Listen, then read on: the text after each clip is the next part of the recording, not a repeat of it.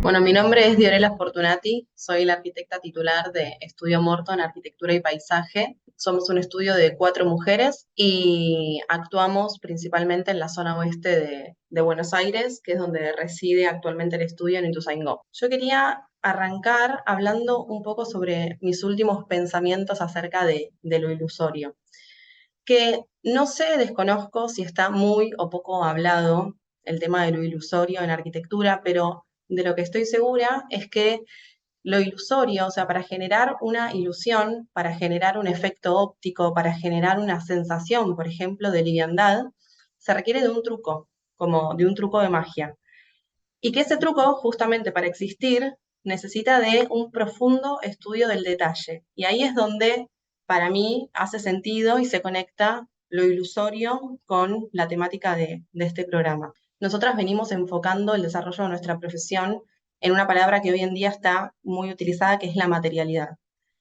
Y necesité, a través del tiempo, ir generando como un contenido teórico, porque como también doy clases en la universidad, lo que uno va pensando como y tiene aprendido de alguna forma, necesita ponerle palabras y poder compartirlo. Entonces, lo primero que hice fue diferenciar material de materialidad, entendiendo que el material es, digamos, una materia prima que llega a nosotros ya industrializada, como puede ser un ladrillo común, un ladrillo hueco o una viga de madera, y que la materialidad implica una técnica aplicada a ese material y que justamente dentro de esa técnica estamos nosotros, o sea, está nuestras intenciones, nuestros deseos como arquitecto, eh, nuestro conocimiento empírico, todas las pruebas que ya realizamos con ese material. Y por ejemplo, en esta imagen que como les contaba es de un workshop que hicimos con Aires Mateus en el 2018, el material es hormigón. Esto fue bastante antes de que pueda tener obras construidas con este material. Y la técnica aplicada es un encofrado de telgopor, que si se fijan deja una huella en el material, deja como este aspecto más bien blanquecino en el desencofrado. Entonces, para mí, lo que aparece como relevante en el transcurso de estos años es, por un lado, las partes, que sería el material, y por otro lado, el vínculo, que se expresa ineludiblemente con la técnica. Entonces, una vez que puedo hacer foco, después de años de recibida, que puedo hacer foco y correr como las partes de lo relevante y hacer foco en el vínculo, pasé mucho tiempo haciendo un estudio de ese vínculo matérico, o sea, cómo estas partes se vinculan. Y acá sí vemos ya una imagen de la obra de Edificio Campo, en donde aparecen al menos 3 partes estructurales trabajadas con el mismo material, pero no así con la misma materialidad. Entonces aparecen diferentes encofrados que intentan disociar esas partes intencionadamente.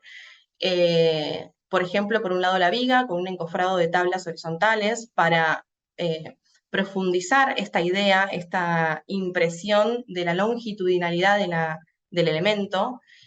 Por otro lado, los tabiques de hormigón con el mismo encofrado en otra dirección. Y por último, las losas de hormigón trabajadas con otro encofrado, que es el de fenólico, también modulado, e incrustado en un punto específico de ese sistema. Pero entonces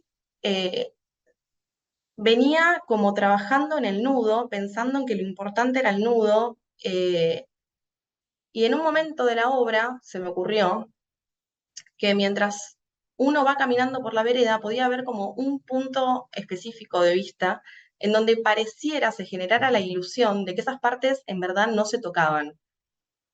Entonces, las partes, aparte de disociarse, no se tocan, pero en verdad se vinculan. ¿Y cómo? O sea, ¿cómo es ese vínculo? Entonces, haciendo como una retrospectiva de lo hecho, de lo construido, eh, entiendo que toda esa masa de aire que yo venía trabajando como un espacio intermedio a una escala humana, es decir, que yo me podía meter en esa cavidad, de repente paso a trabajarla en una escala mucho más chiquita de detalle.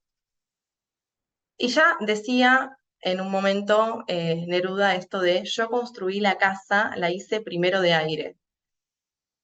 y entiendo que aparece un elemento en el ejercicio de mi profesión que es el vínculo aparente, como este vínculo hecho de aire. Busco la palabra aparente en el diccionario y me aparece esto de que tiene aspecto o apariencia de algo que no es verdadero o real. Y acá entonces compartirles una serie de imágenes de la misma obra en donde las piezas aparentemente no se tocan. Esto es una imagen de la escalera del edificio vista desde abajo. Esto es desde el sector común, cómo ese escalón se separa. Esto es bajando por la escalera. Y así es como se ve el espacio en su totalidad. Ese es un detalle muy pequeño, muy chiquito, pero que de repente cobra sentido porque yo lo que quería inicialmente era separar ese puente, ese elemento estructural otra vez, que inclusive hasta se separa de lo que es el solado por donde entra la luz, que es metálico. Y después también durante la obra, por esto lo descubro un poco compartiéndolo con ustedes, porque había cosas que no recordaba, eh, durante la obra decido separar también el elemento escalera de ese puente. ¿Y cómo se hace? A través del tabique de ascensor, que está fuera de la primera imagen, y generando una estructura unidireccional para que esto suceda y no dependa de la losa que es la circulación. Después, otro ejemplo es, por ejemplo, estas losas que arman los balcones y esa desmaterialización de la esquina, en donde después, bueno, evidentemente tiene que vivir la gente y tiene que haber un cerramiento completamente hermético, que a mí me hubiese encantado que quede así, pero no era muy vivible. Entonces aparece el vidrio. ¿Y cómo aparece el vidrio? Otra vez aparece la técnica, aparece el detalle. Quiero que esa esquina no se solidifique, que no aparezca un elemento contundente en esa esquina. Entonces el espacio se vuelve hermético, pero los vidrios entre sí se tocan en un punto que trata de ser lo más invisible posible, ¿no? Esta es una imagen ya más de detalle, donde la misma intención se repite en otra materialidad, en otro sector del edificio, es decir, a través de ese hueco resuelto de vidrio con vidrio, se ve la baranda que también se desmaterializa en la esquina a través de vincular dos piezas, dos caños estructurales a 45 grados y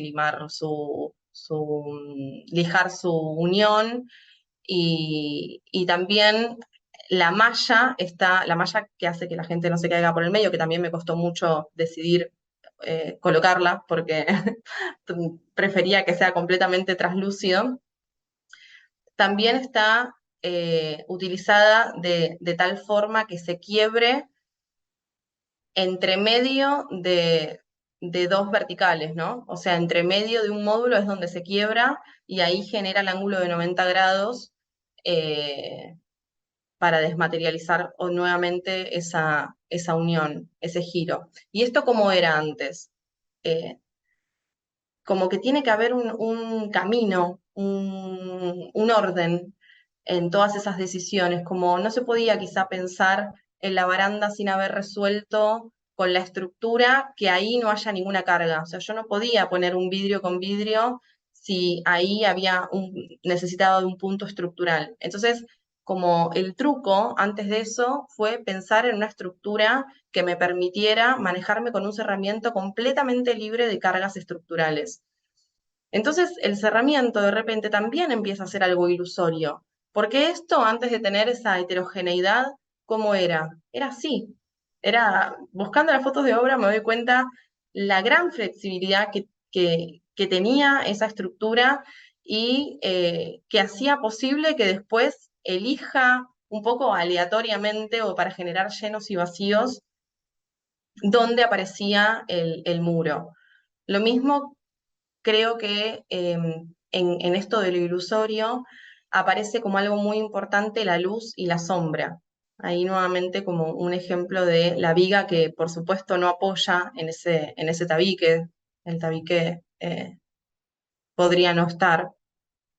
Otra vez esto de lo ilusorio en este tabique de mampostería que parece que flota, pero en verdad tiene una columna, que esa columna después se camufla entre eh, las ventanas, entre las carpinterías metálicas, y otra vez, ¿cómo era esto? Era así. ¿Y qué hay en ese tabique de mampostería? Hay un dintel como hay en cualquier ventana, ¿no? En cualquier puerta balcón, solamente que utilizado a otra altura. Entonces acá un montón de escalas de detalle en donde las partes no se tocan y se disocian. O sea, por un lado la losita que luego descansa sobre ella la carpintería y la mampostería, y por otro lado el tabique de mampostería revocada que parece que no se toca con la losa, armando una buña en esa unión. Y después otra cosa que me parecía interesante en cuanto a esto de los trucos es el tema de los espesores atectónicos, como parecería que esa pieza no puede tener una función estructural por el espesor que tiene. Este es un detalle de cómo en verdad están resueltas esas losas, esas barandas y demás. Y esto fue una gran discusión en su momento con todos, con el calculista y también con los constructores. Era muy complejo una pieza estructural que estaba tan solicitada en ese voladizo, realizarla de este tamaño, y en verdad bueno, ahí se expresa mucho más, ¿no? En verdad, cómo está resuelto, bueno, con unas vigas cinta en donde se puede engrosar la losa en otros puntos y cortar esa longitud del voladizo. Ahí más imágenes de elementos que no se tocan, como en los puntos donde ineludiblemente había que vincularse, ¿no? O sea, la baranda con la escalera, cómo hacía para que no se viera ninguna pieza intermediaria entre el elemento caño estructural de hierro y escalera de hormigón. Entonces ahí lo que diseñamos fue un ángulo en L atornillado a la estructura previa de hormigón, y después, digamos, se encastra como un elemento dentro del otro, como al caño al ser hueco lo podíamos encastrar de esa manera. Entonces cuando ves la baranda, por ejemplo, acá se ve el parante de la baranda con la losa, que no tiene nada alrededor, no tiene otra estructura, no tiene un soldado, está vinculado de esa manera. También el estudio de la caracterización del límite, el detalle de cómo esa pieza estructural se puede convertir en otros elementos funcionalmente hablando, ¿no? O sea, de repente es un banco la ménsula. Otra vez la luz como el fundamento de que esas piezas no se tocan se hace evidente cuando entra la luz, por ejemplo, al subsuelo. Esto también era algo necesario desde el punto de vista de la ventilación, que es como te lo piden, en verdad, y se decidió trabajar de esta manera.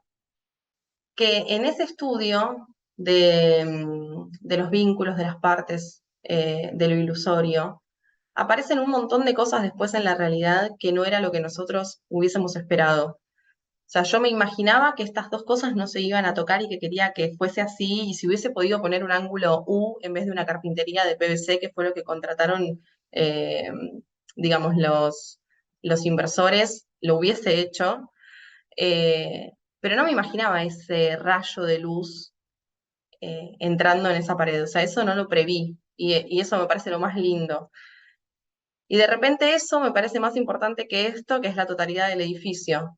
Encontrar como esa magia de estar habitando esa cocina y que de repente veas ese rayito de luz, me parece más importante que la morfología en general del proyecto.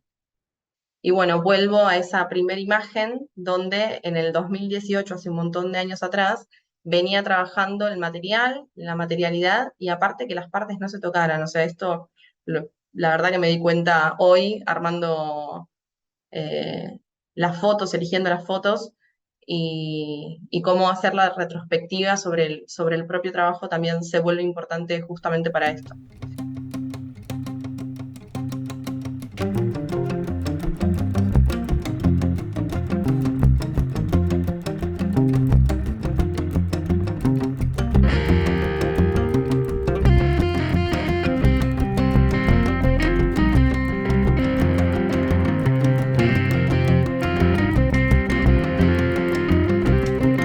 Capba TV, el canal de los arquitectos bonaerenses.